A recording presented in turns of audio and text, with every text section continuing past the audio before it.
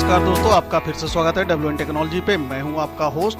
दोस्तों, अरुणाचल वाले घटना पर एक बहुत ही बड़ा अपडेट आया है। मैं चाहता हूं कि आप लोग वह अपडेट सुनने से पहले हमारे रक्षा मंत्री द्वारा भारतीय संसद में दिया गया स्टेटमेंट एक बार सुने। कोई ज्यादा बड़ा नहीं है, छोटा सा एक वीडियो है। माननीय सदस्यगण, मुझे कुछ विषयों पर स्थगन प्रस्ताव की सूचना प्राप्त हुई है। मैंने स्थगन प्रस्ताव की किसी सूचना को अनुमति प्रदान नहीं की गई। माननीय रक्षा मंत्री जी,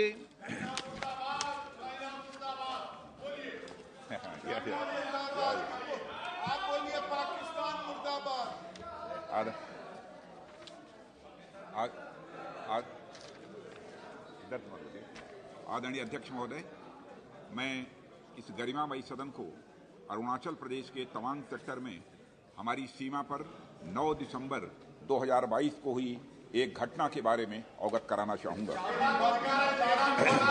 प्लीज स्टेटमेंट के बीच में नहीं बोलते। नो प्लीज, बीच में छुट्टी भी थी। 9 दिसंबर 2022 को PLA ट्रुप्स ने तवांग सेक्टर के यांगसे एरिया में लाइन ऑफ एक्चुअल कंट्रोल पर अतिक्रमण कर स्टेटस को एक तरफा बदलने का प्रयास किया। चाइना के इस प्रयास का हमारी सेना ने दृढ़ता के साथ सामना किया है अध्यक्ष महोदय, और इस फेस ऑफ में हाथापाई भी हुई है। भारतीय सेना ने बहादुरी से PLA को हमारी टेरिटरी में अतिक्रमण करने से रोका और उन्हें उनकी पोस्ट पर वापस जाने के लिए मजबूर कर दिया। अध्यक्ष महोदय, इस झड़प में दोनों ओर के कुछ सैनिकों को चोटें भी आई हैं और मैं इस सदन को अवगत कराना चाहता हूं कि हमारे किसी भी सैनिक की न तो मृत्यु हुई है और न ही कोई गंभीर रूप से घायल हुआ है।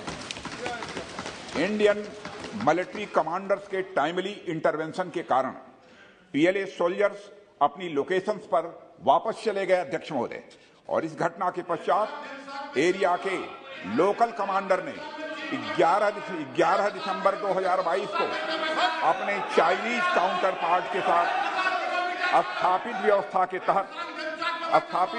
के तहत एक फ्लैग मीटिंग की और इस घटना पर चर्चा की।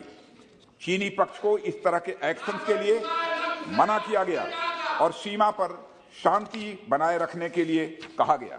इस मुद्दे को चीनी पक्ष के साथ कूटनीतिक स्तर पर भी उठाया गया है।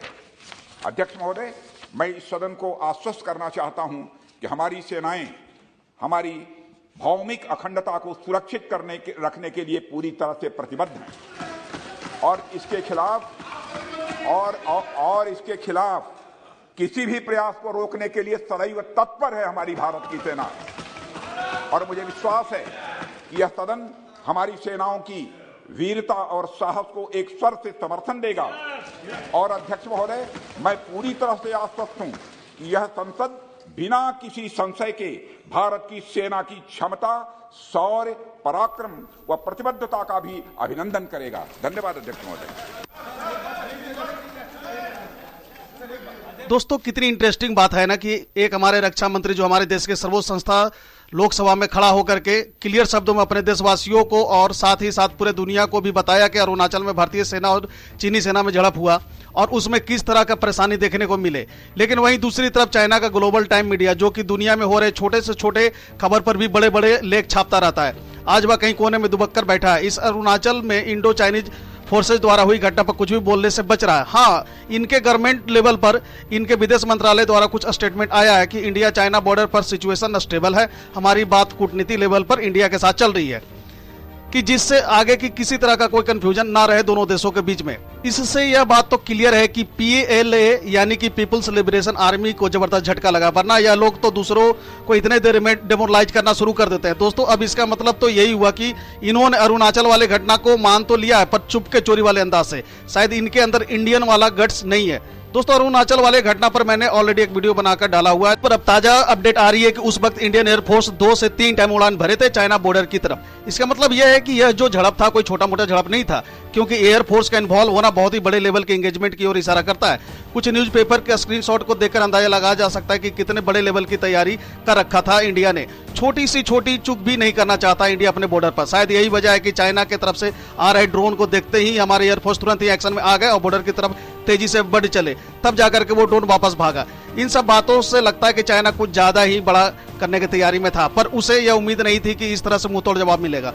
दोस्तों आजकल चाइना अपने ड्रोन को इंडियन बॉर्डर के लाइन के बिल्कुल पास से उड़ाता है, हम भी उस पर नजर बनाए रहते हैं। यानी हमारे बॉर्डर एरिया में इंटर करना तो दूर की बात, अगर हमें लगे कि वह बॉर्डर से पहले यू टर्न नहीं लेने वाला है तो वैसे ही हमारे एयरफोर्स एक्टिव हो जाएंगे और सीधा उड़ान भर देंगे और बॉर्डर की ओर जिधर से चाइना का ड्रोन आ रहा है तुरंत ही उसके पास जाकर के उन्हें खदेड़ देंगे। इस घटना में भी हमने चाइना को यह बता दिया कि एयर वायलेशन करना तो दूर की बात, अगर इस बारे में सोचा भी तो फिर हमारी एयरफोर्स तुम्हें कहीं की नहीं छोड़ने वाले।